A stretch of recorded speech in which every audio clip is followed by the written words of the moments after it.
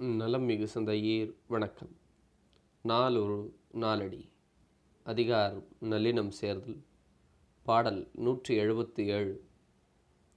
பாலோடு அலாய நீர் பாலாகும் அல்லது நீராய் நிறம் தெரிந்து தோன்றாதாம்.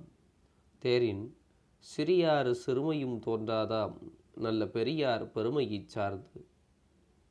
இந்த பாடல் பாலில் கலந்த நீரை உவமையாக்கி பண்பில் உயர்ந்த சான்றோர்களோடு சேர்ந்தவர்களுக்கு ஏற்படுகிற நன்மையை விளக்குவதாக அமைகிறது.